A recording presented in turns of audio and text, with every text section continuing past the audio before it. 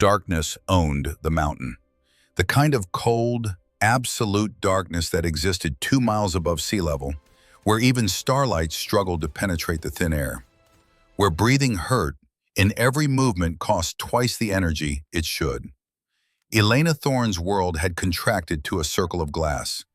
Through the Schmidt and Bender scope, magnified 12 times, she could see the heat signature of a man who didn't know he had 90 seconds left to live.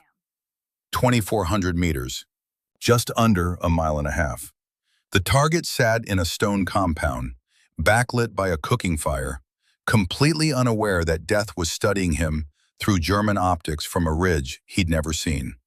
Her breathing had slowed to 6 breaths per minute. Her heart rate held steady at 52 beats. The cold bit through her ghillie suit, but she'd stopped feeling it an hour ago. Cold was just information now, data to calculate into the shot. Beside her, Captain Marcus Hale worked the spotting scope with movements so economical they barely disturbed the air. 36 years old, 14 years in the teams, and a legend even among legends.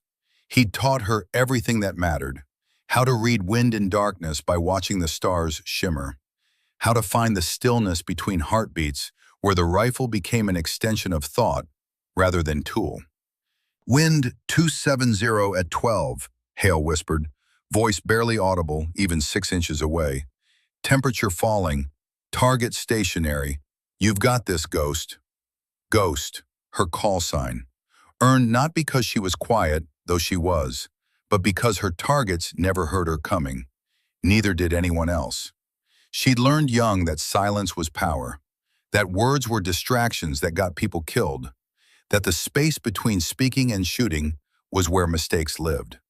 Elena made micro-adjustments to the Mk13 Mod 7. The .300 Winchester Magnum had been built for this. 220 grains of Sierra Match King hollow point, hand-loaded to perfection. Muzzle velocity 2,900 feet per second. At this distance, the bullet would drop nearly 60 feet. Time of flight, 2.8 seconds. Long enough for the Earth to rotate beneath a round. Long enough for wind to shove it 3 feet left if she miscalculated by even half a mile per hour. She dialed in elevation, 32 minutes of angle. Her fingers moved with the certainty of 10,000 repetitions. Windage, 4.2 mils right. The numbers weren't guesses. They were physics made personal. Through the scope, the target lifted a radio. Intel said his name was Khalid Mansour, Taliban logistics commander, the man who'd orchestrated 3 IED attacks that killed 9 Marines and 2 Navy corpsmen. He was talking to someone, animated, gesturing with his free hand. He had no idea this was his last conversation. Elena's finger took up slack on the trigger. First stage clean, moving into second stage with pressure so gradual it was almost geological. Her universe narrowed to crosshairs and breathing and the space between heartbeats where the rifle spoke. One sharp crack that rolled across the Hindu Kush like distant thunder. Muzzle flash bloomed for 1/10 of a second, immediately swallowed by the flash suppressor. 2.8 seconds of flight time while she stayed on the glass, tracking. The target jerked, dropped. The radio fell from his hand, and the cooking fire cast strange shadows as his body collapsed. Hit, Hale confirmed. Center mass. Beautiful work, Ghost. Elena worked the bolt. Smooth. Mechanical. The brass ejected with a musical ping against the rocks. She chambered another round and swept the compound, looking for secondary targets, looking for threats, looking for... Contact left! Hale's voice exploded from whisper to urgent. Multiple tangos, 7 o'clock, 200 meters in closing, where the world detonated into chaos. Muzzle flashes erupted from positions they'd missed, positions that shouldn't have been there, positions that Intel had cleared as empty. PKM machine gun fire tore through the air above them with that distinctive ripping sound that meant Soviet-era hardware and men who knew how to use it. They'd walked into an ambush. The target had been bait. They'd been so focused on the shot that they'd missed the trap closing around them. Fall back! Hale's hand grabbed her ghillie suit, yanking her back from the ridgeline as rounds chewed apart the rocks where her head had been 2 seconds earlier. Move, move, move! Elena scrambled backward, dragging the MK-13, her mind racing through scenarios. How many shooters? Where was the assault team? Where was exfil? The radio crackled with voices, all of them urgent, all of them shouting over each other. Hale was already on the scope again, scanning. Northeast ridge, 500 meters. I've got muzzle flash, secondary position. They're flanking. The laser designator sweep appeared before the sound. A thin red line that painted across Hale's chest for maybe a quarter second. Elena saw it, saw Hale's eyes widen with recognition, saw him twist toward her, saw him push her. The round hit Hale before the sound of the shot arrived. Supersonic, 7.62 by 54 rimmed, Russian sniper rifle. The bullet entered just below his vest's armored plate, found the gap, and tore through everything important. Blood exploded across the rocks, across Elena's face, across everything. No! The word ripped from her throat, but Hale was already falling, already gone even though his eyes were still open, still aware, still trying to tell her something. She caught him. His weight collapsed into her arms and the blood was hot against her hands. Too hot, too much. Her training kicked in automatically. Pressure, direct pressure on the wound. Pack it with gauze. Apply pressure. Stop the bleeding. Stop. But there was no stopping this. The round had severed his femoral artery and maybe nicked the abdominal aorta, and he was bleeding out faster than physics should allow. Finish it. His hand clamped onto her wrist with shocking strength. His voice bubbled through blood. Northeast ridge, 2,800 meters, silent protocol. Finish. The light went out of his eyes. Just like that. 1 second, Marcus Hale was the best shooter she'd ever known, and the next second he was weight in her arms and blood on her hands and a promise she had to keep. Elena laid him down gently. Her hands shook. Her whole body shook. But some distant part of her mind, the part Hale had trained, the part that lived in the space between thought and action, was already moving. She grabbed his MK-13, heavier than hers, different zero, but she'd shot it before, knew its tendencies, knew how it drifted slightly right at extreme range. 2,800 meters, more than a mile and a half. Uphill shot, wind shifting as the temperature dropped with approaching dawn. And somewhere out there, the sniper who just killed the best man she'd ever known. The machine gun fire had slackened. The assault team was pinned down in the compound, voices screaming over the radio for air support, for backup, for anything. They had maybe 3 minutes before the situation became unrecoverable. Elena found the northeast ridge through the scope. Scanned. There, a faint shape against slightly lighter stone. Ghillie suit. Professional work. Hidden in a depression that provided perfect cover and perfect angles. He'd killed Hale from there. From a distance, most snipers wouldn't even attempt. Her hands steadied. The shaking stopped. Something cold and certain settled into her chest where her heart should have been. She ran the numbers. 2,800 meters. Elevation, 42 minutes of angle. Wind, shifting but averaging 8 miles per hour from the west. Temperature dropping, air density increasing. Coriolis effect pushing the round slightly right. Spin drift adding another few inches. Bullet drop would be 73 feet. Time of flight, 3.4 seconds. In that time, the Earth would rotate the target 14 inches to the right. The wind would push the round 32 inches left. Humidity and altitude would affect drag coefficient. Normal humans couldn't make this shot. Normal snipers wouldn't try. But Marcus Hale hadn't trained her to be normal. Elena dialed in the corrections. Every click of the turret was a prayer. Every calculation was a promise. She found her breathing rhythm, found the space between heartbeats, found the stillness that Hale had shown her existed if you stopped fighting and just let the moment arrive. Through the scope, the enemy snipers shifted position. Just slightly, Adjusting his aim, looking for another target, Elena's finger took up slack. First stage, second stage. The trigger broke with that perfect glass rod snap that meant the rifle was ready to speak truth. The MK-13 bucked against her shoulder. The sound rolled out across the mountains and got lost in the vastness. 3.4 seconds. She stayed on the glass, tracking, waiting. The enemy sniper's position didn't move, didn't shift. For a moment she thought she'd missed, thought the wind had. The figure slumped, toppled forward, rolled out of the depression and tumbled down the scree slope, limp and lifeless and finished. "Hit confirmed," someone said over the radio. Forward observer with optics. "Enemy sniper down. How the hell did you?" Elena didn't answer.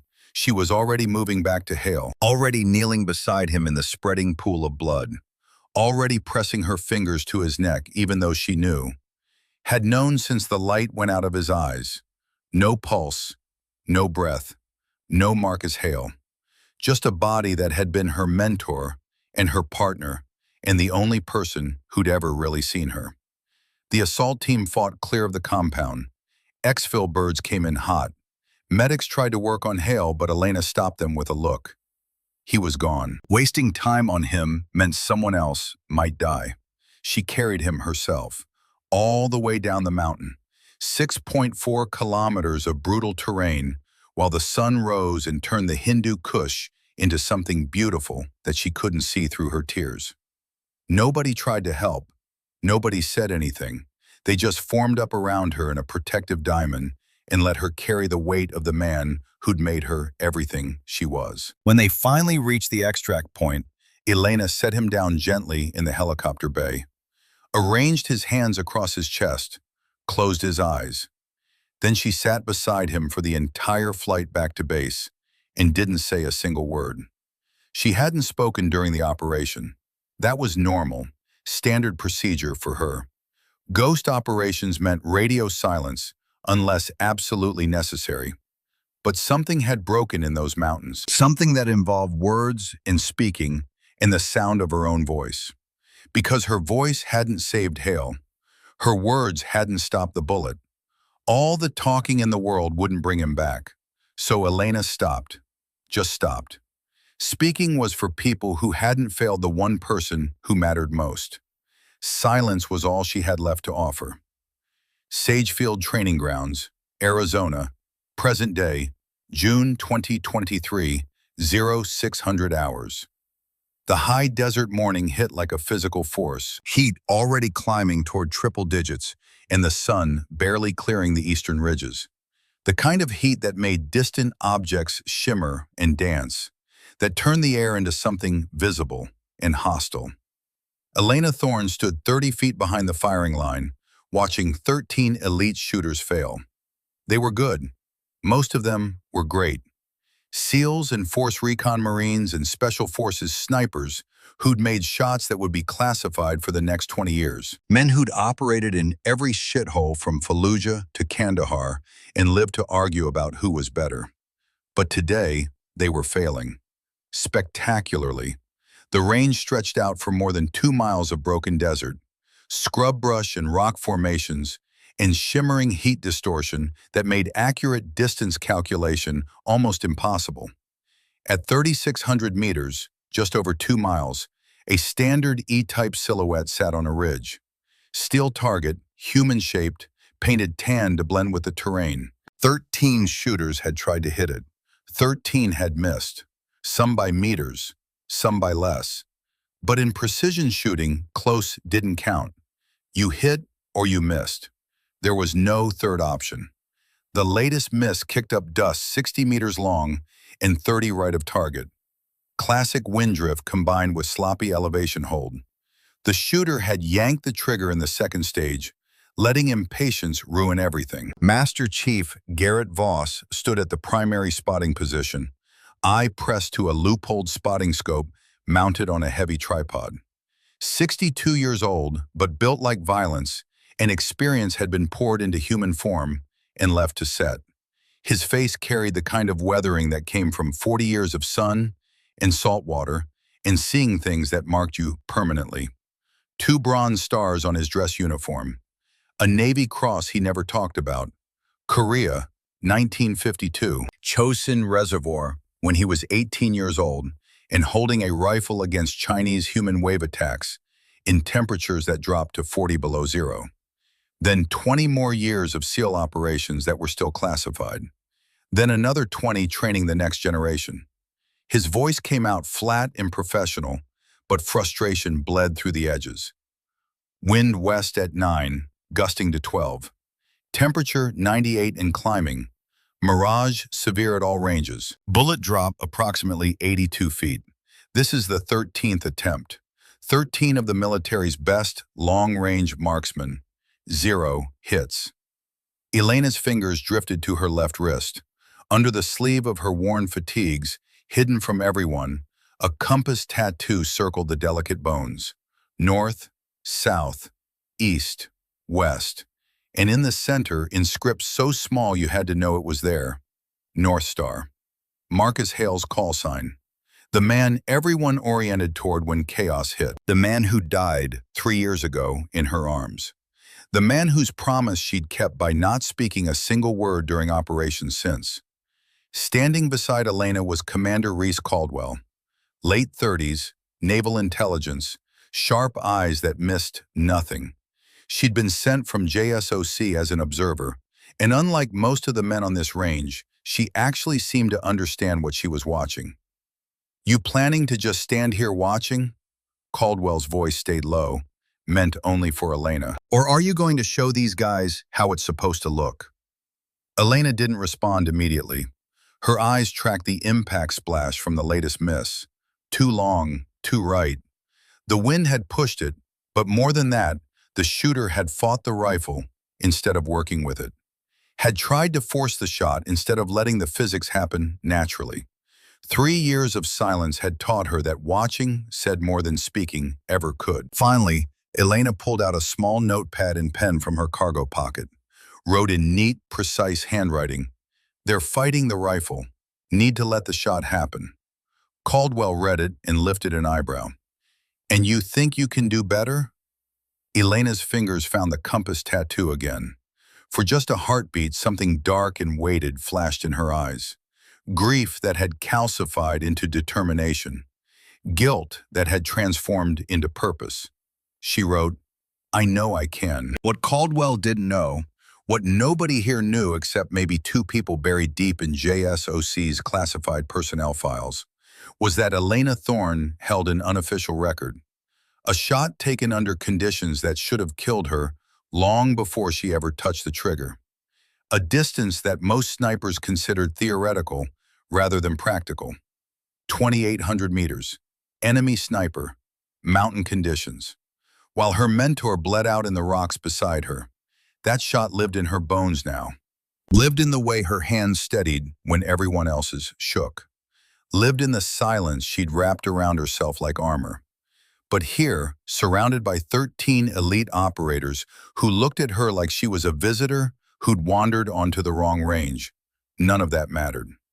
Right now, she was just Petty Officer, First Class, Elena Thorne.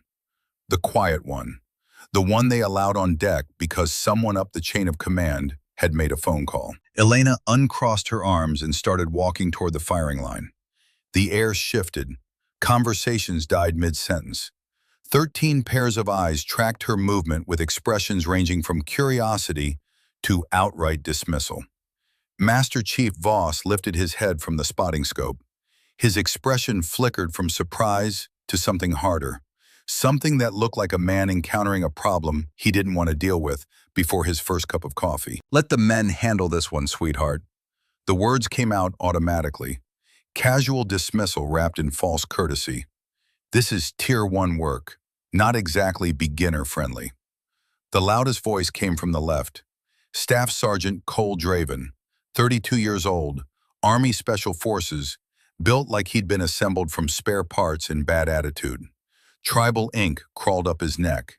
His record said he'd taught snipers at Fort Benning for 3 years. His ego suggested he'd invented the concept of long-range shooting.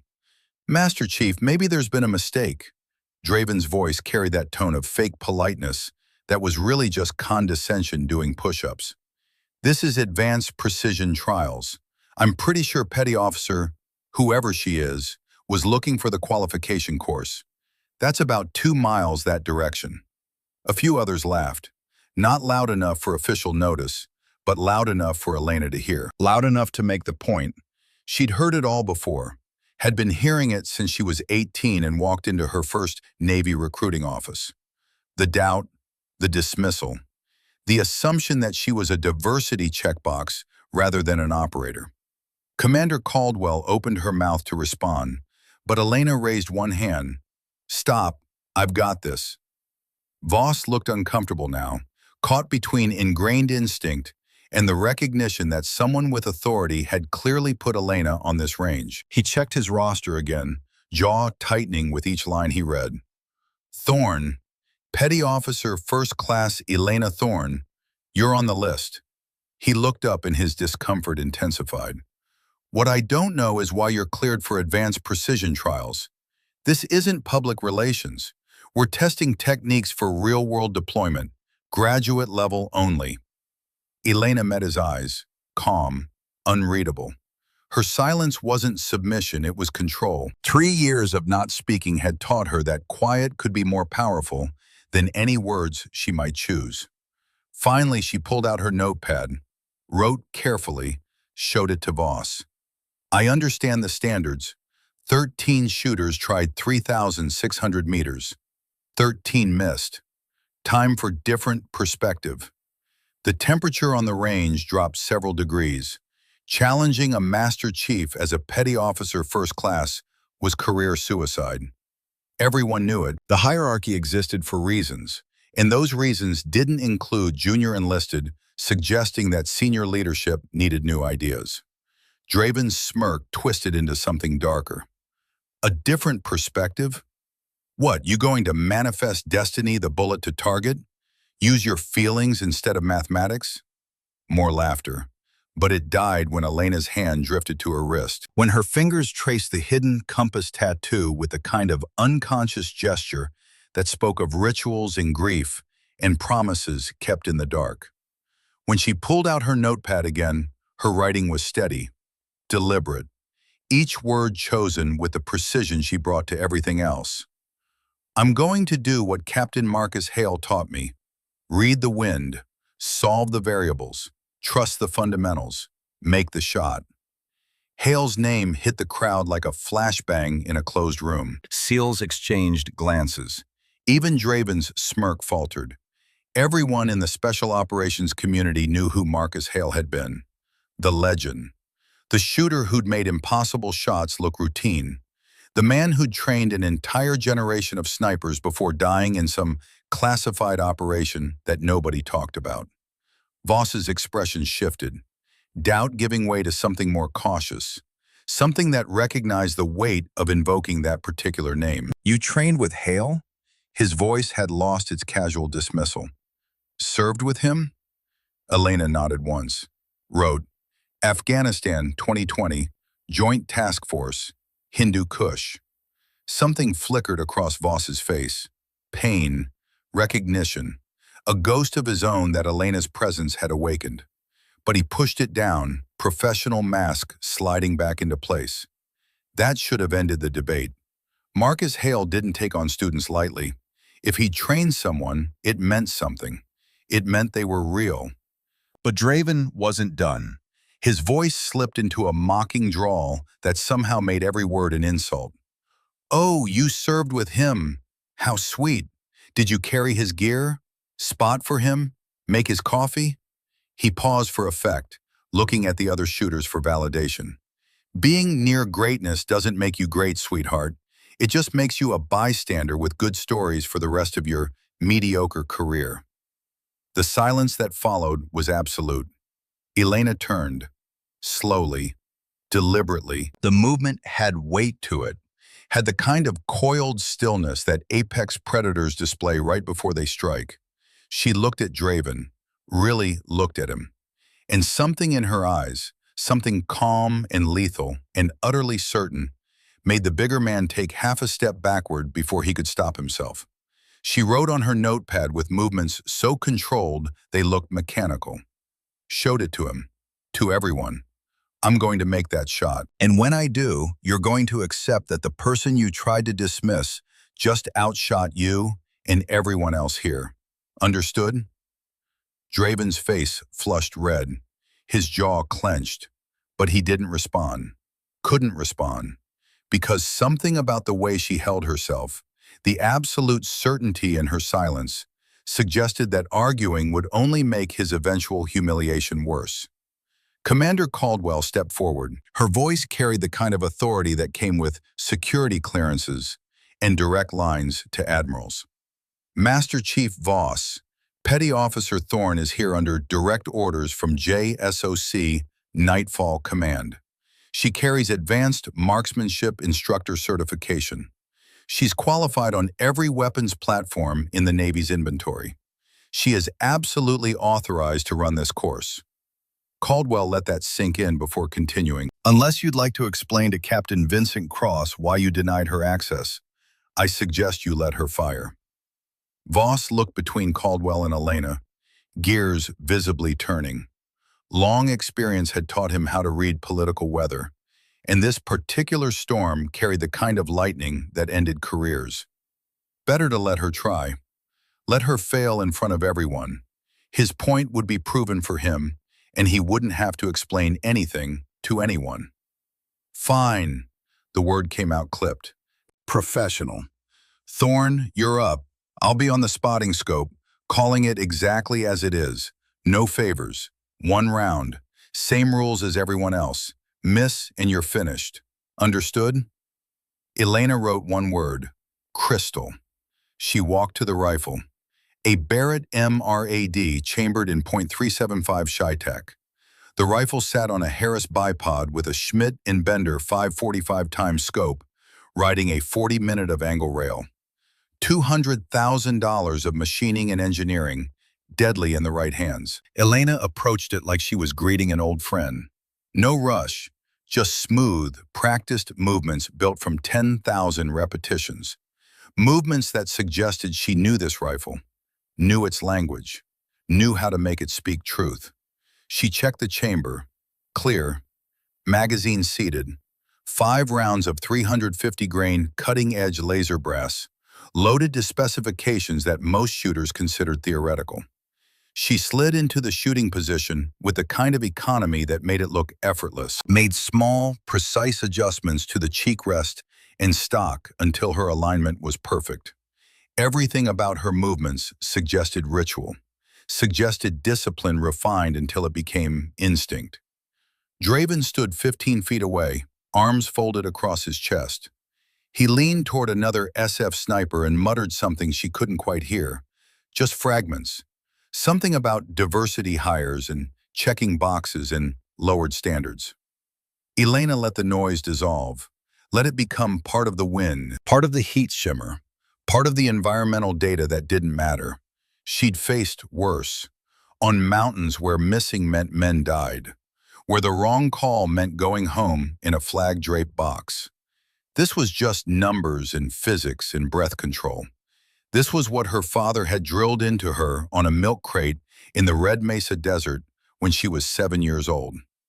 Master Gunnery Sergeant Warren Thorne, USMC, Desert Storm veteran, who taught her that the rifle was an extension of the mind, who died 4 years ago from Gulf War syndrome, chemical exposure eating away at his lungs until he drowned on dry land. This was what Marcus Hale had refined through 4 years of missions that would be classified until she was old and gray. This was simply who she was. Elena settled behind the scope. The world narrowed, compressed, until everything that existed could fit inside a circle of magnified glass. 3,600 meters away, a steel silhouette shimmered in the heat, barely visible, almost a mirage itself, waiting. Voss settled behind the spotting scope with movements efficient and professional. His voice came out measured, stripped of the casual dismissal from earlier. This was business now. Standards were standards, regardless of who held the rifle. Wind west at 9 miles per hour, gusting to 12. Temperature 98 degrees Fahrenheit. Barometric pressure 29.87. Mirage heavy at 2,000 meters. Moderate at 2,500. Light beyond target. Bearing 078. Range 3,600 meters. Elevation plus 47 feet. Elena absorbed every detail. Let the information flow through her mind like water finding its level. Westerly wind meant right push on the bullet. The gusting pattern meant she'd need to either wait for a lull or dial for maximum correction and accept the variance. The elevation advantage was minor, 47 feet over 2 miles barely registered. Slightly flatter trajectory, maybe 2 minutes of angle difference. Not enough to change the fundamental mathematics. She peered through the Schmidt and Bender scope. Maximum magnification, 45 power. The silhouette filled maybe a quarter of her field of view, shimmering like something seen through troubled water. The Mirage told stories if you knew how to listen. Close to the muzzle, it drifted left to right. Strong current. At 2,000 meters, the flow intensified. Heat rising from exposed rock creating violent distortion. Around 2,500 meters, the pattern smoothed out. Beyond that, lighter movement. Hints in the terrain. Brush bending. Dust lifting. Elena's mind ran calculations that had become as automatic as breathing. Projectile. 350 grain cutting-edge laser. .375 Chi-Tak. Muzzle velocity. 2,900 feet per second. Ballistic coefficient. 0.890. Time of flight at 3,600 meters, approximately 4.2 seconds. In those 4.2 seconds, gravity would pull the bullet down 985 inches, more than 80 feet. The round would start its flight on a trajectory that seemed to aim at clouds, only to arc down and down and down until it either found steel or dirt. She needed 325 minutes of angle of elevation. The 40 MOA rail gave her a head start, but the turret still needed to click through 285 MOA of adjustment. Each click precise, each adjustment calculated. Wind was the real threat. 9 miles per hour average with gusts to 12 meant the bullet would drift right. Base windage, 68 MOA for steady 9 mile per hour crosswind. But the gusts added variables. 8 more minutes of angle to account for maximum deflection. Then the factors most shooters forgot. Coriolis effect, the rotation of the Earth beneath the bullet's flight. At this distance, shooting west, that added 2.3 MOA to the right. Spin drift from the rifling. Another 0.7 MOA right. Total windage, 79 MOA. Elena's hands moved to the turrets. Each click was deliberate. Each adjustment was a promise. The elevation turret rotated with precise mechanical clicks. 285 MOA. The windage turret followed. 79 MOA. Her breathing settled into the rhythm Hale had drilled into her 10,000 times. 4-count inhale through the nose. 6-count exhale through slightly parted lips. Find the space between breaths, where the body goes still, where the heartbeat slows, where the world narrows to reticle and target, and the mathematics that connected them. Behind her, she could feel 13 pairs of eyes, 13 men who'd spent their entire careers being the best, watching a woman they dismissed attempt something they'd all failed. The pressure should have been crushing, should have made her hands shake and her breathing falter and her mind spiral into doubt. But Elena had learned pressure in mountains where failure meant death, had learned it while Marcus Hale bled out in her arms and enemy fire tore apart the rocks around her, had learned it during a 2,800-meter shot that should have been impossible but became necessary because there was no other choice. This was just a target, just steel, just mathematics. Her finger moved to the trigger, began taking up slack. The first stage came smooth as silk, good trigger work from the armorer. Moving into the second stage now, steady pressure, no jerk, no anticipation, just gradual, inevitable, $20 says she doesn't even hit dirt. Draven's voice cut across the range, loud enough to carry, loud enough to distract, loud enough to detonate her focus like a breaching charge in a quiet room. Snickers followed, low and mean. Elena's trigger finger froze. The shot collapsed. Her world, which had narrowed to perfect stillness, exploded back into noise and heat and the awareness of being watched by men who wanted her to fail. She lifted her cheek from the stock, exhaled hard. Her heart rate spiked. Adrenaline flooded her system. Fight or flight response triggered by distraction at the worst possible moment. She could feel everything now. The weight of Voss's cautious expectation, Caldwell's faith pressing against her shoulders, Draven's contempt like a physical thing in the air. And underneath it all, deeper and heavier, Marcus Hale's ghost watching, judging, wondering if she'd really learned anything at all. Elena closed her eyes. 3 seconds. That was all she allowed herself. In that darkness, she found her father's voice. Master Gunnery Sergeant Warren Thorne, USMC, the man who'd taught her to shoot before she could properly ride a bike. Shooting is meditation, Elena. Silence is control. Words are distractions that get people killed. And then Hale's voice, rough and certain, from 100 different ranges and 1,000 different shots. Ghost, the rifle doesn't care what they think. Wind doesn't care what rank they wear. What matters is the work you put in and whether you trust the fundamentals. She opened her eyes. The shaking stopped. The noise faded back into data. Elena got behind the glass again. The conditions had shifted slightly. Wind settling into a cleaner pattern. Actually better now. Steady 9 miles per hour. No gusts. The thermal layer had stabilized as the sun climbed higher. She adjusted windage down to 77 minutes of angle. Minor correction, but it mattered. At this distance, 1 minute of angle was nearly 40 inches. Getting it wrong meant missing by yards. Her breathing resumed its rhythm. 4 in, 6 out. Find the stillness. This time she shut the entire world out. Draven didn't exist. The watching shooters didn't exist. Even Voss and his spotting scope faded into irrelevance. There was only the reticle. Only the distant silhouette wavering in heat shimmer. Only the cold mathematics of ballistics and the warm certainty of 10,000 hours of practice. Her finger settled on the trigger, moved through first stage, into second stage, steady pressure building like a glacier advancing.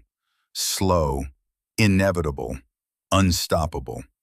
The rifle kicked hard into her shoulder. The crack rolled out across the desert like judgment, delivered at the speed of sound. Muzzle blast kicked up dust, and the recoil shoved her back maybe an inch before she recovered and got back on the glass. 4.2 seconds of flight time. The longest 4.2 seconds she'd lived since that night in the Hindu Kush. She tracked through the scope, watched the shimmer, watched the mirage patterns, watched for the splash of impact that would tell her where the round went. The target jerked violently. Metal rang with a sound that carried across 2 miles of open desert. The silhouette rocked backward on its stand and settled, and even from 3,600 meters away, the impact was visible and undeniable, imperfect. Center mass, dead center, exactly where she'd aimed. For 3 full seconds, the range existed in absolute silence. Then Voss's voice, stripped of everything except professional assessment and maybe the faintest hint of disbelief. Impact, center mass, confirmed hit. Someone behind Elena breathed a single word that might have been a prayer or might have been a curse. Jesus. The silence shattered. One SEAL started clapping, slow at first, then faster. Others joined. Even some of Draven's SF teammates were nodding like they just witnessed something that rewrote their understanding of what was possible. Elena cleared the rifle with movements automatic and precise. Safed the weapon, dropped the magazine, opened the bolt. Visually and physically confirmed the chamber was clear. The rituals of safety that had been drilled into her until they became reflex. She stood. Her legs felt strange, weightless, like she might float away if she didn't concentrate on staying grounded. She turned to face the crowd, saw shock on most faces, respect on some, amazement on a few, and in Draven's eyes, something that looked like fear poorly disguised as anger. Commander Caldwell wore a grin she couldn't hide. Master Chief Voss looked like the world had tilted beneath his boots, and he was still trying to find level ground. Elena's hand drifted to her wrist, traced the compass tattoo through her sleeve. Marcus, I hope you saw that. I hope wherever you are, you know I didn't waste what you gave me. Voss stepped away from the spotting scope, walked toward her with deliberate steps. His expression was unreadable, decades of command presence stripped of easy interpretation. He stopped 3 feet away, extended his hand. Hell of a shot, petty officer. Absolutely textbook. Elena shook his hand. Firm grip, professional. No games, just one shooter acknowledging another. Where'd you learn to read wind like that? Voss's voice carried genuine curiosity now.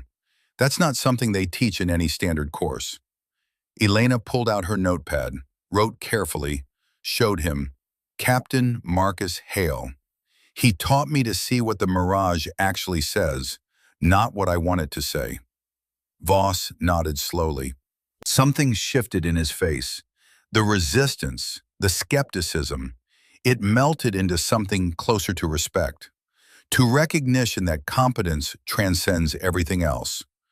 I owe you an apology. The words came out like they cost him something, like admitting error went against 40 years of conditioning.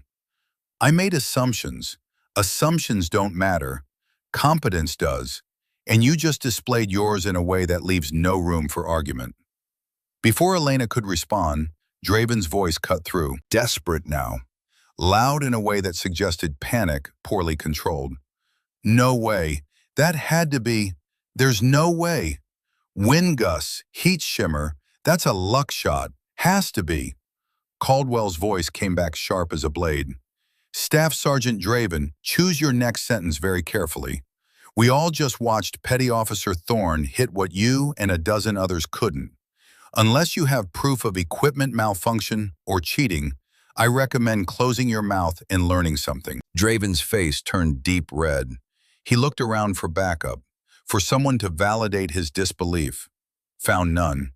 Even his SF teammates were looking away, unwilling to attach themselves to his denial. One shot doesn't prove anything, he muttered, but the conviction had drained from his voice. Anyone can get lucky once. Voss's voice dropped to something cold and final. You want her to do it again? The question hung in the superheated air. Voss turned to Elena. Something had changed in how he looked at her. Not quite acceptance, that would take more time, but acknowledgement, recognition that she'd earned the right to be here through demonstrated skill rather than paperwork. Thorne, you've got 1 round left in that magazine. If you want to prove this wasn't luck, make it count. Elena met his gaze, read the challenge there. Not hostile, honest. He wanted to know if she was a fluke or the real thing. Wanted to know if his worldview needed to shift, or if he could hold on to the comfortable assumptions that had defined his career. She gave a simple nod. Once. Certain. Stepped back to the Barrett MRAD. The rifle was still warm from the first shot, still held her 0, still waited patiently for mathematics to make it speak again. This time she didn't need extensive preparation. She already knew the conditions, already understood the rifle's tendencies, already held the calculations in her mind like a song she'd memorized. This was just execution. New wind values, though, new mirage patterns, the invisible variables that separated legends from near misses, the details that made the difference between good and perfect. Elena settled back into position, found her cheek weld, found her breathing rhythm, found the space between heartbeats where Marcus Hale had taught her that impossible became merely difficult. The wind had eased slightly, 7 miles per hour steady, no gusts, actually cleaner conditions than the first shot. She dialed windage down to 72 MOA. Small adjustment, but it mattered. At 3,600 meters, every minute of angle represented nearly 40 inches. 4-count inhale, 6-count exhale. The world contracted to reticle in target and the mathematics that bridged the gap between them. Her finger moved to the trigger, took up slack. First stage, smooth. Second stage, building pressure with geological patience. The Barrett spoke again. Sharp crack rolling across the desert, muzzle blast and recoil, and the long wait while physics did its work. 4.2 seconds. Elena stayed on the glass, tracking, watching the shimmer, watching for impact. The target jerked. Metal sang. Another perfect hit. Maybe 2 inches left of her first shot, wind variance, but still center mass. Still undeniable. Still perfect. Voss's voice carried a note of something that might have been awe, poorly disguised as professional assessment. Impact, center mass, second confirmed hit at 3,600 meters. The silence broke differently this time. Not gradual applause building, just explosive recognition that they'd witnessed something rare. Something that transcended normal excellence and became the kind of performance that people would talk about for years. One SEAL was openly grinning. Others were shaking their heads in disbelief, tempered with respect. Even Draven's teammates looked impressed, their earlier mockery forgotten in the face of undeniable skill. 2 consecutive hits at 3,600 meters wasn't luck, wasn't a fluke, wasn't anything except mastery demonstrated under pressure in front of witnesses who'd failed the same test. This was the kind of shooting that rewrote expectations, that made people reconsider their assumptions about what was possible and who could achieve it. Elena cleared the Barrett for the second time, stood. Her hand found her wrist again, found the compass tattoo, found the connection to a man who'd believed in her when she was nothing but potential and rough edges. Marcus, you taught me to be undeniable, to let the work speak louder than any words I could choose. I hope this honors what you gave me. A tiny private smile touched her lips, gone almost before it appeared, but present long enough for Caldwell to see it, long enough for Voss to recognize that something important had just shifted on his range. From the parking area, a Navy commander emerged. Tall, late 40s, aviators reflecting the brutal sun, command ball cap marking him as someone who answered directly to flag officers. His uniform was crisp despite the heat. His bearings suggested a man who lived in classified briefing rooms and made decisions that never appeared in newspapers. He walked directly to Voss. "Master Chief." Voss straightened instinctively. "Yes, sir." They stepped aside, spoke quietly. Elena watched Voss's body language shift from neutral to surprised to something approaching uneasy.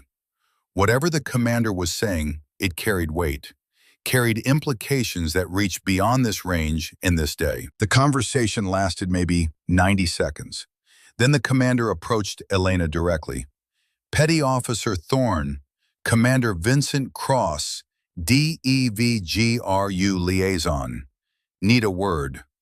DevGRU, Development Group, SEAL Team 6. The unit that didn't officially exist but somehow showed up whenever impossible needed to become accomplished." She nodded, followed him away from the crowd, away from the 13 shooters who were still processing what they'd witnessed. When they were alone, Cross removed his aviators. His eyes were gray, tired, the kind of tired that came from seeing too much and carrying too many secrets. "I'll be blunt, Petty Officer. Master Chief Voss just watched you make 2 consecutive extreme-range hits. Statistically, that's not something we expect from conventional Navy personnel." He paused. Let that sink in. "So I made a call, reviewed your record, saw the classified file from Hindu Kush, Operation Silent Talon, Spring 2020, the 2,800-meter engagement. The Bronze Star with Valor that's been buried under classification for 3 years." Elena's chest tightened. That operation was code black, compartmented beyond normal security protocols, the kind of file that required clearances most flag officers didn't have. Cross continued, his voice dropping lower. I'm not going to expose sensitive operational history to the crowd. That would violate security and your privacy, but I will brief Master Chief Voss with enough context to stop any more doubt about why you're here. That work for you? Some of the tension melted from Elena's shoulders. He wasn't here to put her on display, wasn't here to turn her classified past into today's entertainment, just here to ensure that competence was recognized without compromising operational security. She pulled out her notepad, wrote, "Yes, sir, thank you." Cross nodded. "You earned this, Thorne. Don't let anyone tell you different. What you did in those mountains, what you've been doing ever since, that's the kind of excellence we build programs around." He walked back to Voss. A short exchange. Voss's expression shifted multiple times. Surprise, understanding, something that looked like regret, then determination. When Cross departed and Voss returned to the group, his entire presence had changed. The caution was gone. The skepticism had evaporated. What remained was respect earned through demonstrated excellence and confirmed through channels that mattered. Voss raised his voice to address everyone. "Listen up. You just witnessed Petty Officer Thorne land 2 precision shots that exceeded every expectation we had for this range. I've been briefed on operational history I'm not authorized to discuss in detail." He let that statement carry its own weight. "What I can tell you is this. She has real-world extreme range experience. She was trained by one of our community's best shooters, Captain Marcus Hale." Mentioning Hale's name again reinforced what everyone already suspected but hadn't wanted to admit, that Elena wasn't here because of politics or quotas or any other explanation that let them maintain comfortable assumptions. She was here because she'd earned it. In mountains and deserts and classified operations that would never see public acknowledgement. "From now on," Voss continued, "Petty Officer Thorne isn't just another student on this range. She's a resource. Anyone who wants to learn how to achieve what she just demonstrated will treat her with the respect her skill demands." Crystal clear? A unified response. "Yes, Master Chief." Draven stood frozen. Emotions crashed through him, visible enough to read from 30 feet away. Anger, humiliation, disbelief. The ego that had defined his identity for years, cracking under the weight of undeniable evidence. After a long moment, he stepped forward, stopped 3 feet from Elena. His jaw worked like he was chewing words he didn't want to say, but knew he had to. When he finally spoke, his voice was low, stripped of swagger, honest in a way that suggested the admission cost him something. "I was wrong about you, Petty Officer, about everything. That was the most impressive shooting I've ever seen." He paused, swallowed. "I'm sorry." Elena studied him, saw that he meant it, saw that watching her succeed had broken something in him that maybe needed breaking. That sometimes the best lessons came wrapped in humiliation you'd earned through your own arrogance. She pulled out her notepad, wrote, "Apology accepted, Staff Sergeant. We're all here to learn." Draven nodded, started to turn away, then stopped, turned back. His voice was quieter now, almost vulnerable. If you're willing, would you teach me? How you read win like that? How you stay calm under pressure? I've been teaching snipers for 5 years, but I've never seen anyone with your skill set." Elena hesitated. Draven had been her loudest critic, had tried to humiliate her in front of everyone, had represented everything she'd fought against for her entire career. But Marcus Hale had taught her something important, that holding grudges was a luxury operators couldn't afford, that the mission always mattered more than ego, that making others better was how you honored the people who made you better. She wrote, "Okay, but we do it my way. No ego, no shortcuts. Start with fundamentals even if you think you know them." Draven nodded rapidly. "Deal. Absolutely. Whatever you say." Elena watched something shift in his eyes, the beginning of transformation from critic to student, from someone who talked about excellence to someone willing to learn it. The desert sun hammered down with a kind of intensity that made even breathing feel like work. Heat shimmered off every surface, turning the distant ridges into watercolor paintings that shifted and reformed with each thermal current. Elena stood near the water station, taking slow sips from a canteen that tasted like hot metal and dust. Around her, the 13 shooters were breaking into smaller groups, discussing her shots with the animated intensity of professionals who just witnessed something that challenged their understanding of what was possible.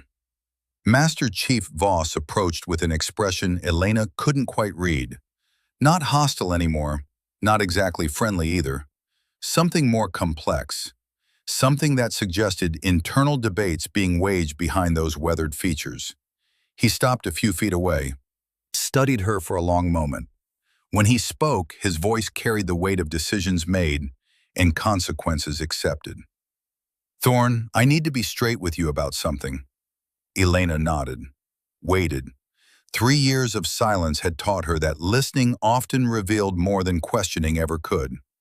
Voss glanced back at the range, at the target still standing at 3,600 meters, at the Barrett MRAD resting on its bipod like a mechanical prophet waiting to speak truth again. The 3,600-meter shots, those were qualification standards. What we've been testing all week. 13 shooters attempted it, 13 failed until you. He paused. But that's not actually the test we're chasing. Something in Elena's chest tightened. Not fear exactly, more like recognition that the real challenge had been waiting in the wings all along. Voss continued. 4,000 meters, 2.5 miles. It's the theoretical ceiling for the .375 Chi-Tak platform. On paper, the ballistics work. In reality, nobody's ever confirmed a hit at that distance. Not in training, not in combat. The variables stack up until probability says it's impossible. He met her eyes directly. That's what we're actually here to solve. 3,600 was the baseline. 4,000 is the standard we need to establish. Because if we can hit at that range, we change the battlefield geometry. We change what's possible. Elena pulled out her notepad. Her hand was steady as she wrote. Showed him, "You want me to attempt 4,000 meters? I want you to hit 4,000 meters, Voss corrected. Because if what I just saw at 3,600 is your normal, then maybe you're the one who can do what everyone else says is impossible." Behind them, Draven had moved closer. Listening, his expression had transformed from the earlier mockery into something approaching reverence mixed with genuine curiosity. "Master Chief," Draven's voice had lost its edge. 4,000 meters, that's beyond extreme range. That's theoretical distance. Even Captain Hale never confirmed a hit past 3,200. Voss nodded. "I know, which is why we've been testing it all week, and why every attempt has failed." He looked back at Elena. "Until maybe now." Commander Caldwell joined the group, her tablet displaying ballistics data that made the challenge clear. 4,000 meters with .375 Chi-Tak. Bullet drop approximately 1,247 inches. That's over 100 feet of vertical compensation. Time of flight, 5.3 seconds. Wind drift at even moderate speeds pushes into double-digit meters. She looked up from the screen. The mathematics say it's possible. Reality says it isn't. Something happens in that gap between theory and execution that we haven't solved. Elena studied the tablet, ran the numbers in her mind. The calculations were brutal, but not impossible. Not if you accounted for every variable. Not if you trusted the fundamentals absolutely. She wrote, "What about target setup? Is there a 4,000-meter position?" Voss nodded. "Different ridge. We've got an E-type silhouette positioned at exactly 4,000 meters, bearing 082, elevation difference plus 52 feet. We've had it up all week. Nobody's come within 50 meters of hitting it." Elena's fingers found her compass tattoo, traced the familiar pattern through her sleeve. Marcus Hale's voice echoed in her memory from 100 different training sessions. "Ghost, Impossible is just math nobody solved yet. You solve it by trusting every fundamental, accounting for every variable, and refusing to accept that it can't be done. She wrote on her notepad with movements decisive and clear. I'll attempt it. 2 rounds. Voss's expression shifted, respect mixed with something else. Something that looked like a man watching his worldview reshape itself in real time. Understood. You'll have full support. Best conditions we can give you. But Thorne, he paused. This isn't about proving skeptics wrong anymore. This is about establishing what's actually possible. If you hit this, you change doctrine, you change training, you change how we think about long-range precision. The weight of that statement settled on Elena's shoulders. This wasn't just about her anymore, wasn't just about honoring Marcus Hale's memory or validating her own skills. This was about pushing the boundary of human capability outward, about proving that the impossible was just the difficult waiting for someone capable enough to attempt it. She nodded once, certain, committed. The group moved back to the firing line. Word spread quickly through the remaining shooters. The quiet woman who'd hit 3,600 twice was going to attempt 4,000, going to try something that existed more in theory than practice. The mood shifted. The earlier mockery was gone completely. What remained was professional interest, mixed with genuine hope that maybe, just maybe, they were about to witness history. Elena approached the Barrett MRAD. The rifle had cooled slightly, but still held her zero. Still waited patiently for mathematics and will to make it speak. She checked the turrets. The 3,600-meter dope was still dialed in. She'd need to adjust significantly. More elevation, more windage, more of everything. But first, she needed to read the conditions. Needed to understand what the desert was telling her about wind and temperature and the invisible forces that would push her bullet across more than 2 miles of air. Voss settled behind the spotting scope. His voice, when he called conditions, carried the professional respect of one shooter acknowledging another. Wind west at 8 miles per hour, steady. Temperature 101 degrees Fahrenheit. Barometric pressure 29.92. Humidity 11%. Mirage minimal at all ranges. Conditions are actually optimal right now. This might be the best window we've had all week. Elena pulled out a small green notebook, worn, weathered. The cover was faded from sun and handling.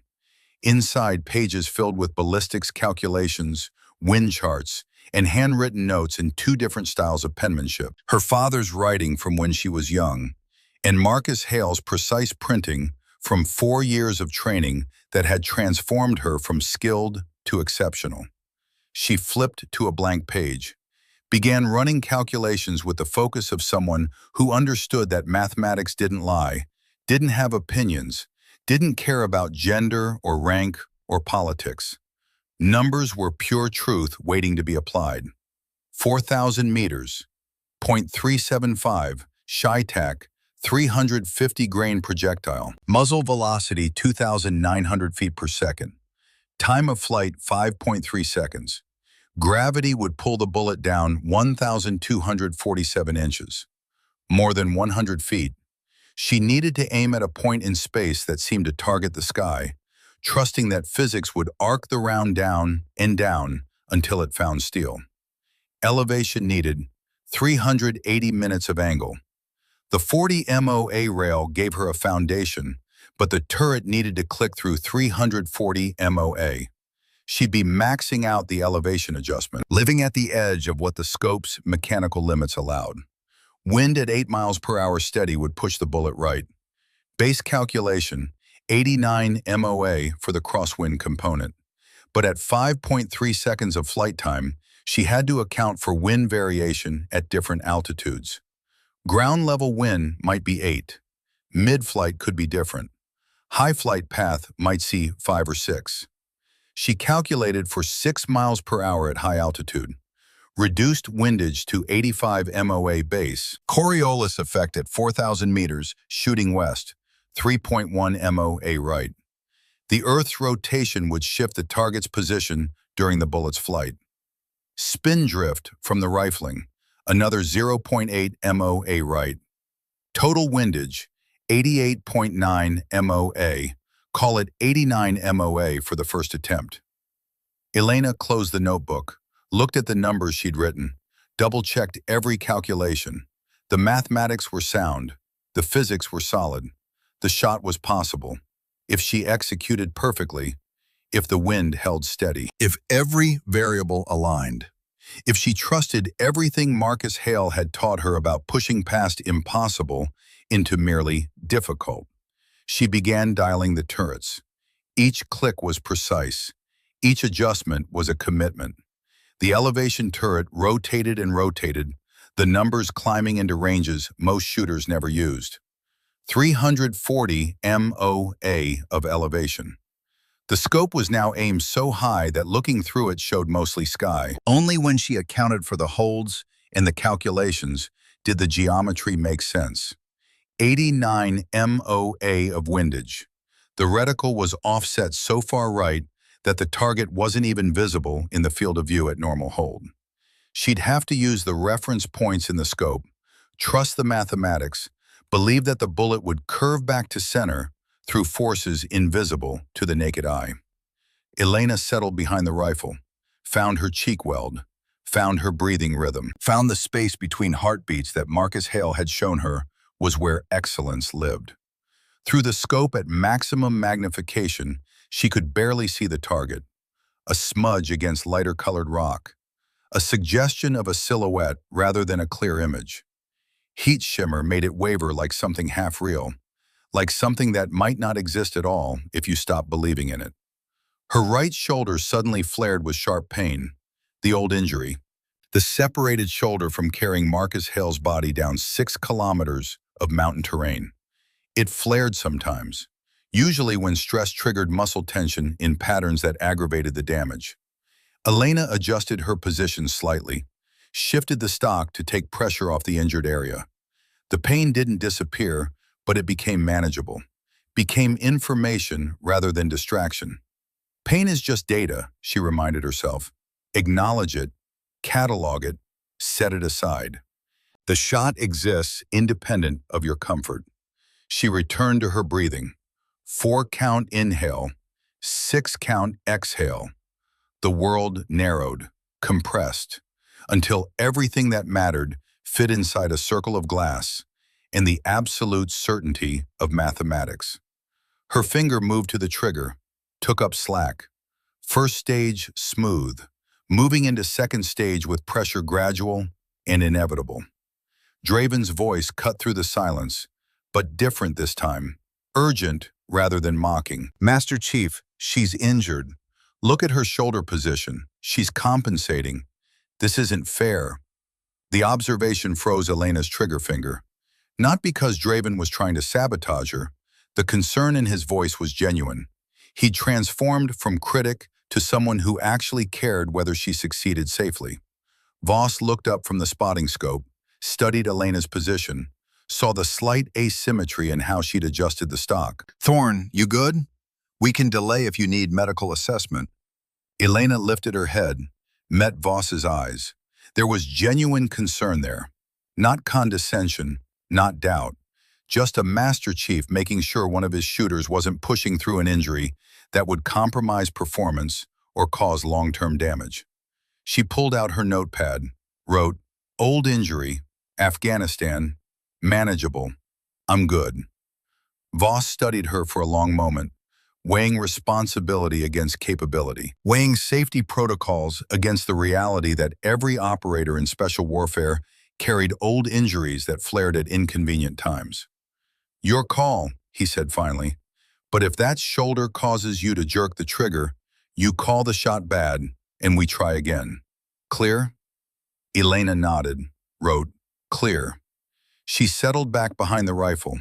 The shoulder still hurt, but she'd compartmentalized it now, made it part of the background noise rather than a crisis demanding immediate attention. 4-count inhale, 6-count exhale. The world narrowed again. This time, her internal voice became clear. became the conversation she'd been having with Marcus Hale's memory for 3 years. Marcus, I see it now. Every lesson, every correction, every moment you pushed me past comfortable into exceptional. This shot isn't mine alone. It's ours. I'm just the instrument of everything you poured into me. Memories cascaded through her mind in the space of 3 heartbeats. The first day meeting Hale at Advanced Marksmanship School. His voice saying, "You've got natural talent. I'll make it supernatural." The 1,000 repetitions, the endless wind-reading drills. The night before he died, when he'd handed her his range notebook and said, "When I'm gone, these are yours. Every lesson." The promise she'd made. "I'll be the best, Marcus.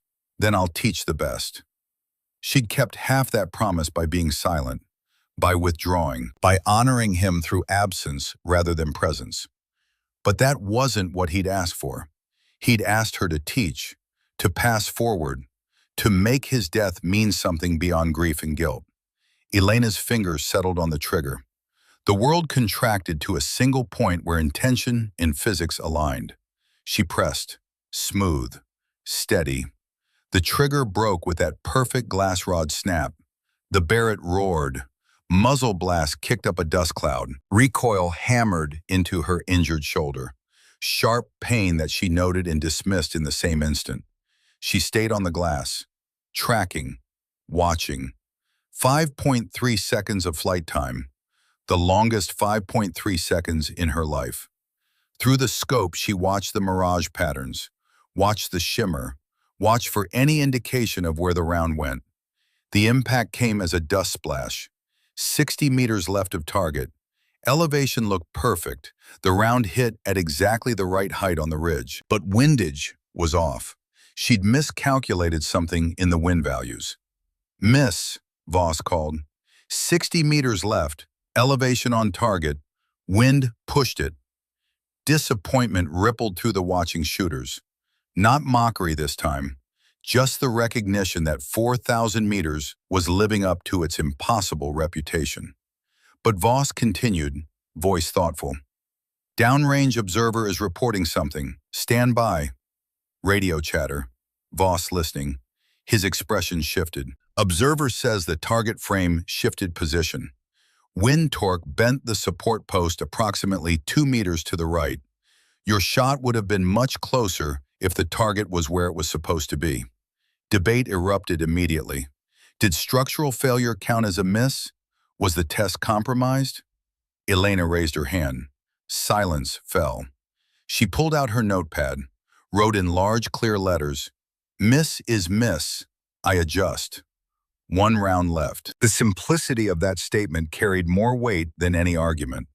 She wasn't making excuses, wasn't claiming the shot should count, just acknowledging reality and moving forward. Voss nodded slowly, new respect flooding his features.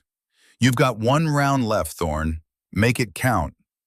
Elena stood, walked away from the rifle, needed a moment to process, to recalculate, to understand what had gone wrong and how to correct it. She found shade near the equipment shed, sat on a crate, stared at her compass tattoo like it might offer answers. The wind calculation had been wrong. She'd estimated 6 miles per hour at high altitude, but the bullet had drifted left, suggesting the actual wind was stronger, maybe 7 or 8 miles per hour at mid-flight altitude. The ground level reading of 8 miles per hour might have been accurate, but the vertical wind profile was different than she'd calculated. Footsteps approached. Draven. He sat nearby but not too close, gave her space. "Can I ask you something?" His voice was quiet, respectful. Elena looked at him, nodded.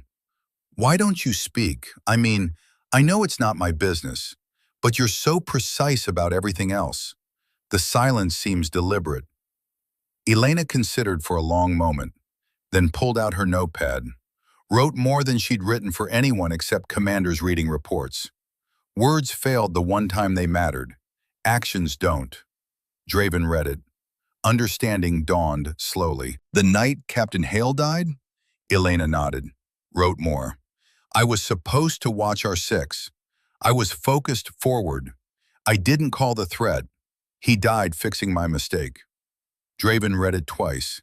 His face transformed with comprehension in something like shared pain. I lost my spotter in Kandahar, 2019. I was so focused on the shot, I didn't hear him call contact left. RPG hit our position. He died. I lived. His voice was raw. I blamed myself for 2 years. Drank. Got divorced. Almost ate my gun. He looked at Elena directly. My old team sergeant told me something that saved my life. He said, the only way to dishonor the dead is to waste the life they saved. Hale didn't die so you could be silent. He died so you could live loud enough for both of you. The words hit Elena like a physical thing. She'd never thought of it that way. Had spent 3 years viewing her silence as tribute, as penance, as the only way to honor a man who'd given everything. But maybe silence was the opposite of honor. Maybe Marcus Hale had taught her to shoot so she could teach others, had given her his notebook so she'd pass his knowledge forward, had died protecting her so she could continue the work. She looked at Draven, wrote, "Will you spot for me? One more time?" It would be an honor.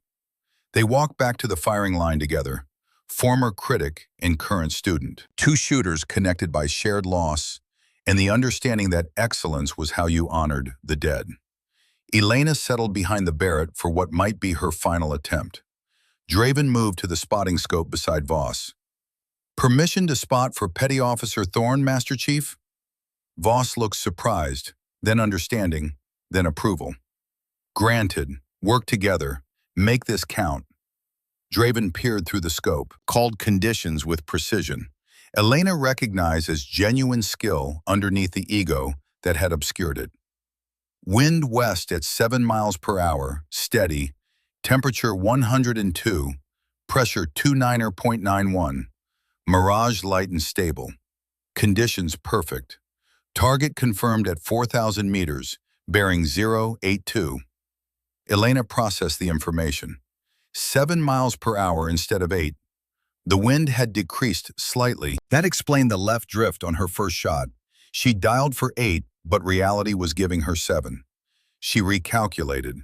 Reduced windage to 82 MOA base, plus 3.1 Coriolis, plus 0.8 spindrift. Total, 85.9 MOA. Call it 86. She adjusted the windage turret, click by click, precise, deliberate. Each adjustment was a promise to Marcus Hale that she wouldn't waste what he'd given her. Elena settled in, found her breathing, the 4-count inhale, the 6-count exhale, the space between heartbeats where Marcus Hale had taught her that perfection lived. Through the scope at maximum magnification, the target was barely a suggestion. A ghost of a silhouette wavering in heat distortion 2.5 miles away. The reticle was offset so far from the target due to windage adjustment that she had to trust mathematics over what her eyes told her. Trust the numbers. Trust the fundamentals. Trust the process. Draven's voice came soft through the still air. Wind holding steady at 7. Mirage stable. Conditions perfect. Window is open. Then quieter with genuine respect. On you, ghost. The use of her call sign by the man who'd mocked her hours earlier wasn't lost on Elena. It was recognition. It was one operator acknowledging another. It was proof that excellence spoke louder than prejudice ever could. Elena's mind cleared. The pain in her shoulder existed but didn't matter. The watching crowd faded into irrelevance. Even the memory of Marcus Hale's death, the weight she'd carried for 3 years, receded into background noise. All that remained was the shot. Pure, simple, inevitable. Her internal voice spoke with Marcus Hale's cadence, her father's certainty, and her own hard-won knowledge earned through 10,000 hours of practice and one night of impossible necessity. This shot is physics made personal.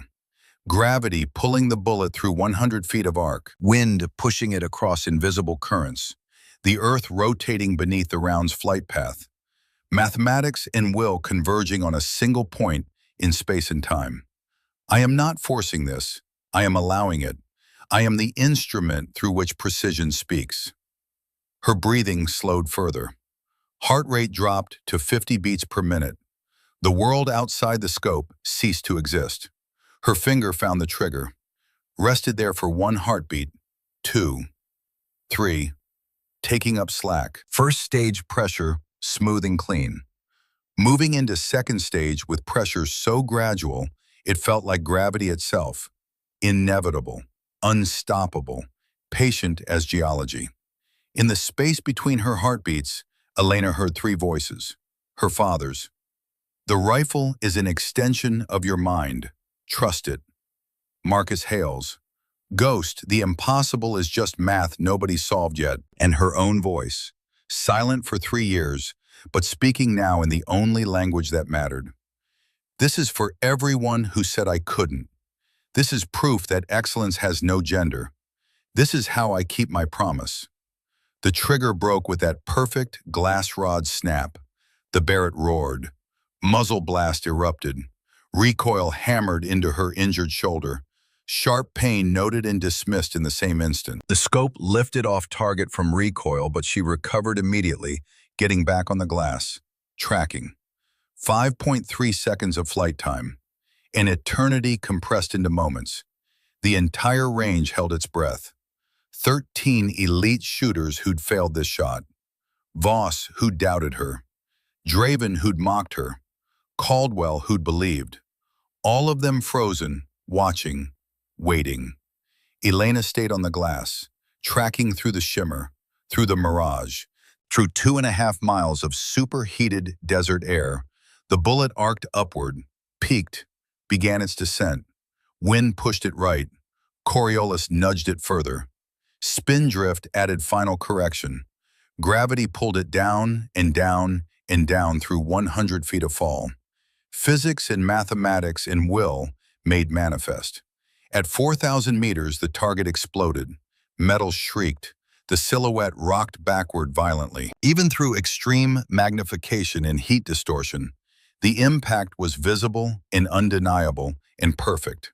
Center mass, dead center, exactly where she'd aimed. For 3 full heartbeats, absolute silence. Then Draven's voice cracked with pure emotion. Hit, confirmed hit, center mass, 4,000 meters. The range detonated into chaos, SEALs shouting, SF guys disbelieving their own eyes. Even Voss yelling something that might have been celebration, or might have been prayer, or might have been both at once. Elena cleared the rifle mechanically. Safe. Magazine out. Bolt open. Chamber clear. She stood, walked 10 feet away from the celebration, dropped to her knees in the sand, and cried. 3 years of grief poured out. 3 years of guilt. 3 years of carrying Marcus Hale's death like a stone in her chest. The tears came hot and fast and unstoppable. Silent sobs that shook her shoulders. Release that felt like breaking and healing happening simultaneously. Voss approached, knelt beside her, put a hand on her shoulder, the good one, and just stayed present. Didn't speak, didn't offer platitudes, just bore witness to grief that had finally found its outlet. After a long moment, he said quietly, "My daughter would have loved you. Marcus did love you, and I'm proud of you." Elena looked up, nodded, couldn't speak yet but felt seen, felt acknowledged. They stood together, walked back to the crowd. The 13 shooters formed a circle, started clapping, slow at first, then building into thunder that rolled across the desert like recognition made audible. Commander Caldwell was on her encrypted phone. Confirmed, 4,000 meters, first successful hit in program history. Shooter, Petty Officer First Class Elena Thorne.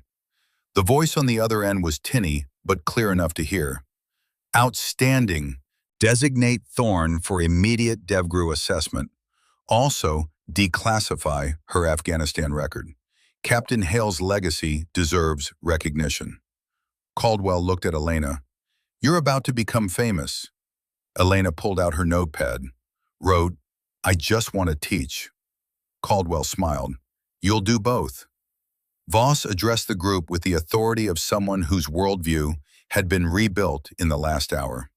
Gentlemen, you just witnessed the first confirmed 4,000-meter hit in U.S. military history by a warrior who most of you dismissed. Remember this moment. Remember what real excellence looks like. He looked at Elena. And remember that competence doesn't have a gender. It just has a standard. Petty Officer Thorne just set that standard higher than any of us thought possible. The celebration began to wind down as the desert heat became unbearable. Elena found shade near the water station, still processing the weight of what she'd accomplished. An elderly woman approached. 70-something, silver hair pulled back, wearing a simple dress that seemed out of place on a military range. Commander Caldwell walked beside her, providing escort. Petty Officer Thorne? The woman's voice carried the kind of strength that came from surviving unbearable loss.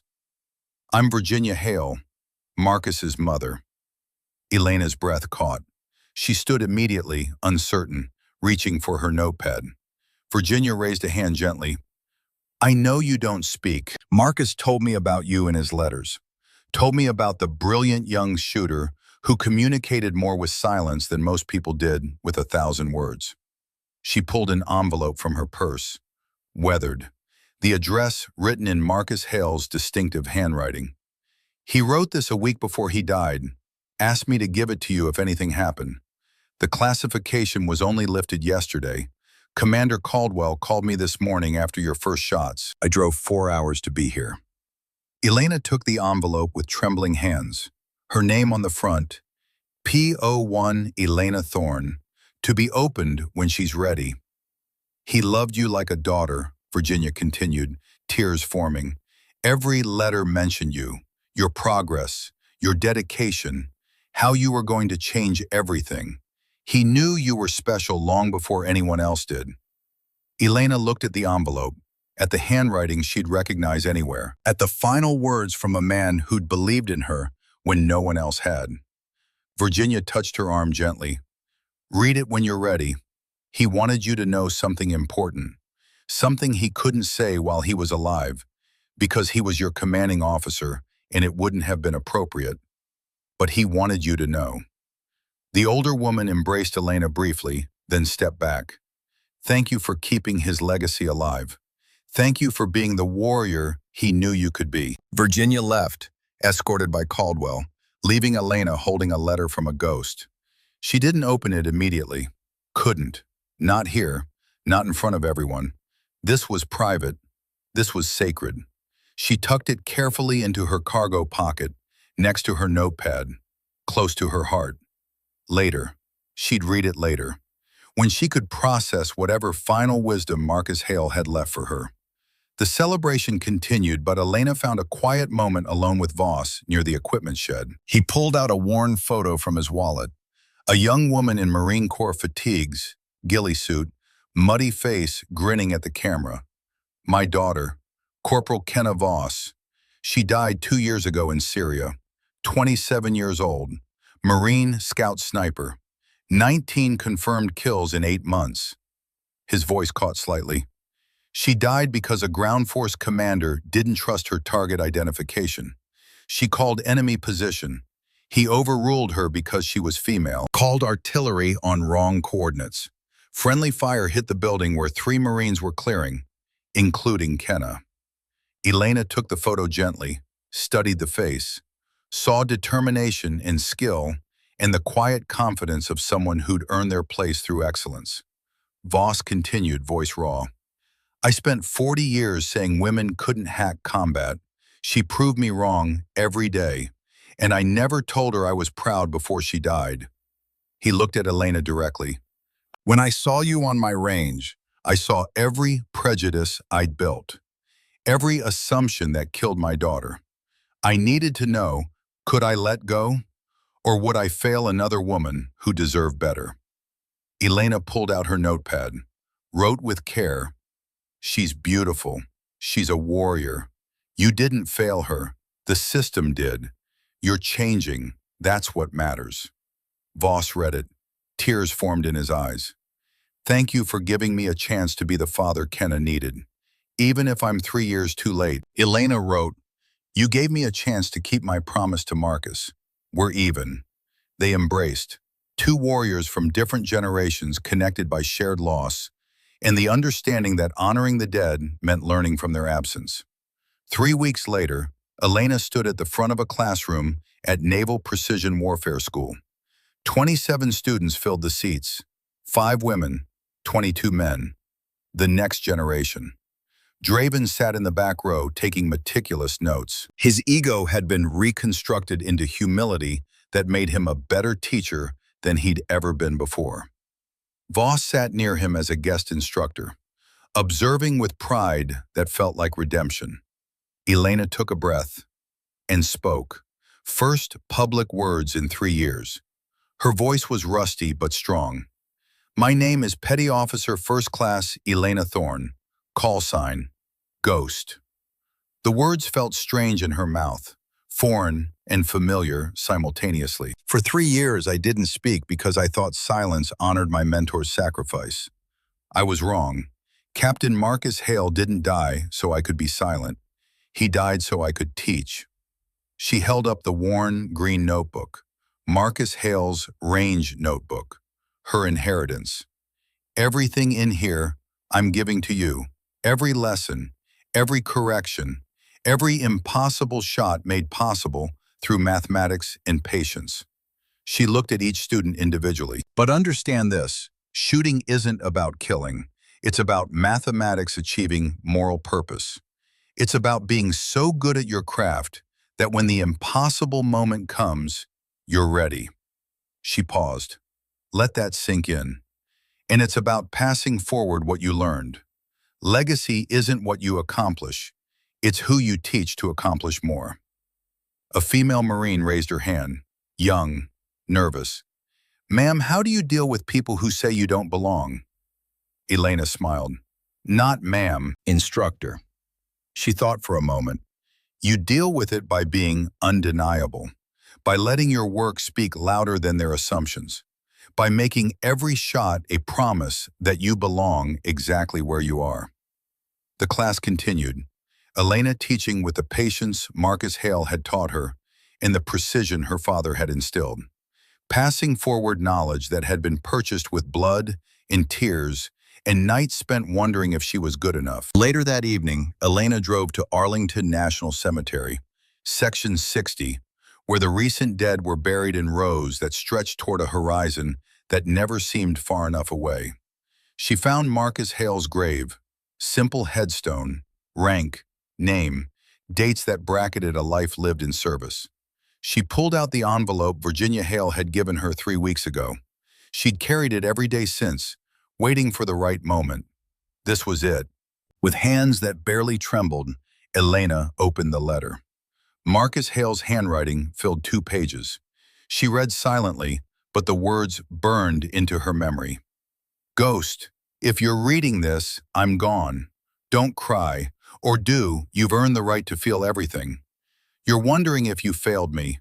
You didn't. You never could. Every moment I spent training you was the proudest work of my career. You didn't just meet my standards, you shattered them and built new ones. The truth is, I stopped being your instructor around the 6-month mark. After that, we were partners, equals. And in the last year, I was learning from you as much as you from me. I'm writing this because I know you. You'll blame yourself for whatever happens. Don't. In our line of work, every mission could be the last. But every mission is worth it because we're protecting people who can't protect themselves.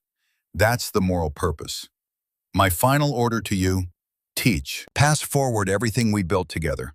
Create shooters better than me, better than you. Build a legacy that outlives us both. And Ghost, speak. Let the world hear your voice. Silence was beautiful for you, but your words will be beautiful for others. They need to hear what you know. You kept me sharp. You kept me honest. You kept me alive far longer than I had any right to be. Thank you for being the partner I never thought I'd find. Now go be the teacher I know you are. Semper Fidelis, Marcus. Elena folded the letter carefully, placed it in a weatherproof case with the notebook. Both together, both sacred, both passed forward to the next generation. She placed items carefully at the grave, a photo of her 4,000-meter target, whole dead center, the weatherproof case containing both the notebook and letter, a compass matching her tattoo design. She pulled out her personal journal, wrote her response. Marcus, I made the shot. 4,000 meters, first in history. But more importantly, I kept my promise. I'm teaching. 27 students this cycle. I'm making them as good as you made me. Better, if I can manage it. I'm not silent anymore. I found my voice through teaching. Every correction I give carries your wisdom. Every student I train honors your legacy. You live in every shot I make, every lesson I teach, every life I help save through training. Thank you for seeing me when others looked past. Thank you for teaching me when others dismissed. Thank you for believing when others doubted. Until we meet again, North Star, your ghost. She placed the letter weighted by a stone, stood, traced her compass tattoo one final time. Voss approached with an umbrella as rain began to fall. Soft, gentle, the kind of rain that felt like the world was crying with you. They stood together in silence, two warriors paying respects to the dead who'd shaped them. After a long moment, Voss handed her a folder. This came from JSOC this morning. Inside was an official document. Posthumous promotion for Marcus Hale to Commander. Navy Cross for Valor. Citation that included his training of Elena. And a photo of a wall at DevGru headquarters. A memorial wall. Names engraved in stone. Commander Marcus, North Star Hale. Mentor, Warrior, Legend. Below it, Trained P01 Elena Ghost Thorne. First 4,000 meters. Confirmed kill, 2023. Elena traced his name with her finger, smiled through tears. We did it, Marcus, together. The rain fell harder. They stood together beneath the umbrella, two warriors in a field of white stones, surrounded by the weight of service and sacrifice, and the understanding that some debts could never be repaid, only honored through the living of exceptional lives. Elena's voice was soft but certain. They say the longest journey begins with a single step. The longest shot begins with a single breath. And the greatest legacy begins with a single teacher who believed when no one else did. She looked at the grave one last time. This is for you, North Star, from your ghost, and for every student who'll carry us forward into battles we'll never see. The legacy endures, the mission continues. They walked together through the cemetery as the sun broke through the clouds, casting long shadows across rows of white headstones. Behind them, Marcus Hale's grave stood silent and honored. Ahead, somewhere beyond these walls, 27 students waited to learn, to grow, to become the next generation of excellence. Elena Thorne had made the impossible shot. But more importantly, she'd learned that the greatest marksmanship wasn't measured in meters. It was measured in the lives you touched, the students you trained, the legacy you passed forward. Marcus Hale had taught her to be exceptional. Now she would teach others the same. One student at a time, one shot at a time, one promise kept at a time. The ghost had found her voice. And the echo of that voice would carry forward through generations of warriors who would never know her name, but would carry her lessons into battles she'd never see. Making shots she'd taught them to believe were possible. Because that's what legacy meant. Not monuments or medals or records that would eventually be broken, but the quiet transfer of knowledge from one warrior to the next, the endless chain of teacher to student to teacher again. The promise that excellence, once achieved, would never be forgotten. Marcus Hale had given that to her. Now she would give it to the world. 6 years later, the record stood for 6 years. 143 precision shooters graduated from Elena Thorne's program. 23 of them were women. All of them carried forward the fundamentals Marcus Hale had taught their instructor in mountains, in deserts, where failure meant death. In 2029, Private First Class Morgan Reeves, one of Elena's first female students, broke the 4,000-meter record with a confirmed hit at 4,247 meters during combat operations in classified terrain. When asked how she'd made the shot, Reeves said simply, "My instructor taught me that impossible is just math nobody solved yet, so I solved it." Elena Thorne retired from active duty in 2031 with the rank of commander.